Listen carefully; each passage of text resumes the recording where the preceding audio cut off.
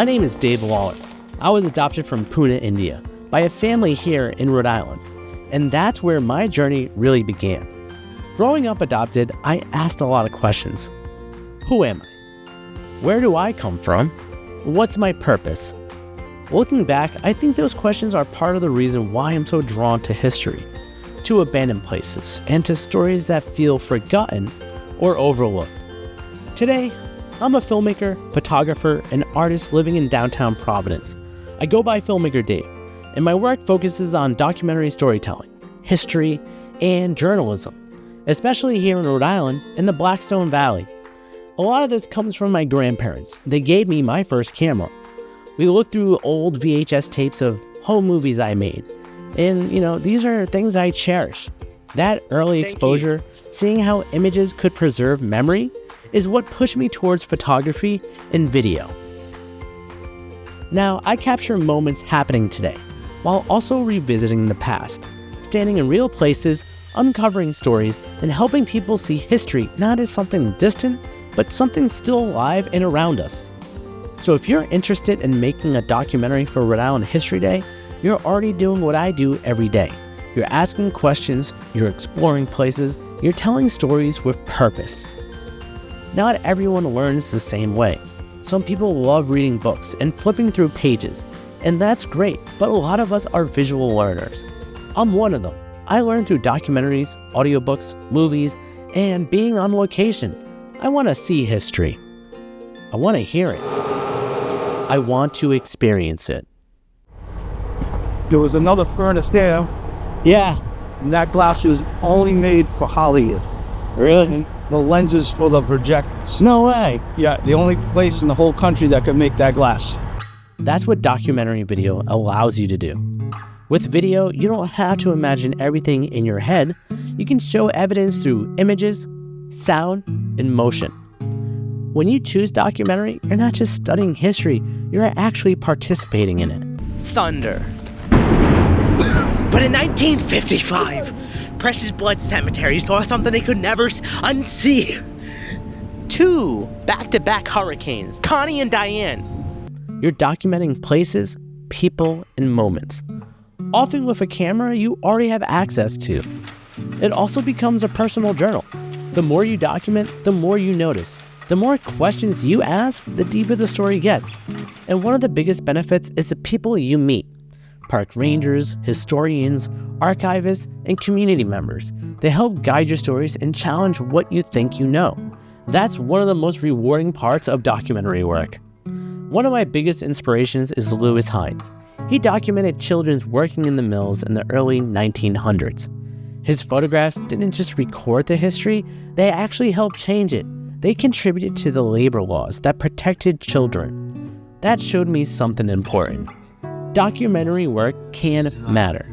I've also been influenced by photographers and historians like Steve Dunwell and John McNiff, and by the historians and preservationists I've worked alongside over the years. I don't know they actually did it a favor by uncovering it so much, if you notice the kind of damage that's here from vehicles and stuff coming along. This is all intact all the way around when we found it.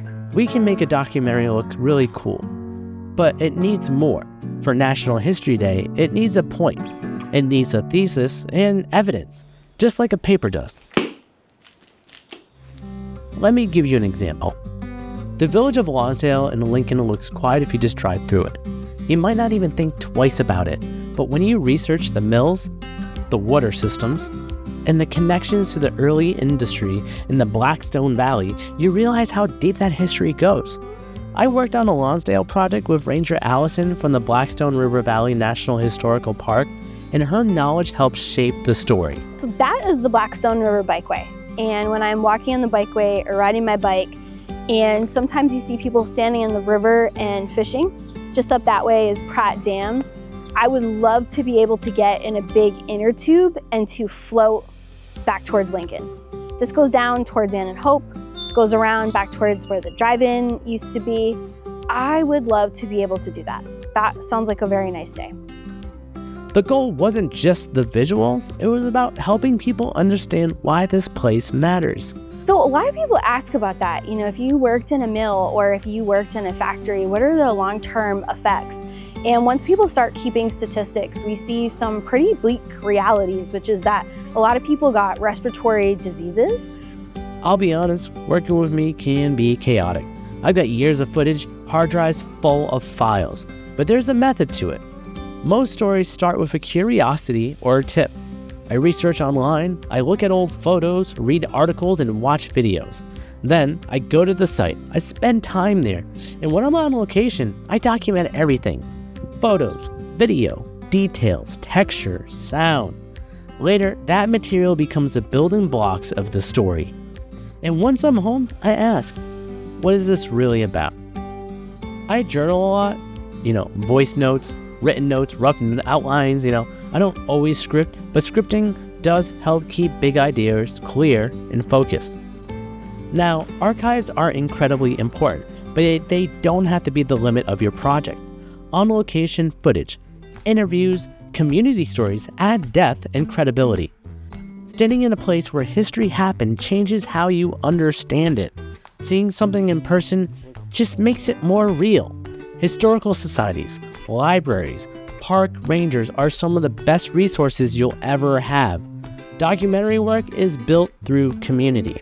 Mill trenches, rivers, and ponds, my friends. What keeps you watching is a strong voice, someone who feels real, not like they're reading a report. You start to get mills that are powered by steam engines rather than just pure raw water power. They can operate year-round. The people become more and more just a commodity. And as you get into the later part of the 1800s, you see this commodity, labor, wants to have a little more say in what they do. And that's when the unions start coming in. That's all kinds of trouble. And when I narrate, I think of myself as a character. Filmmaker Dave isn't just explaining the facts, I'm guiding you through a place and a story. Spider webs! Oh!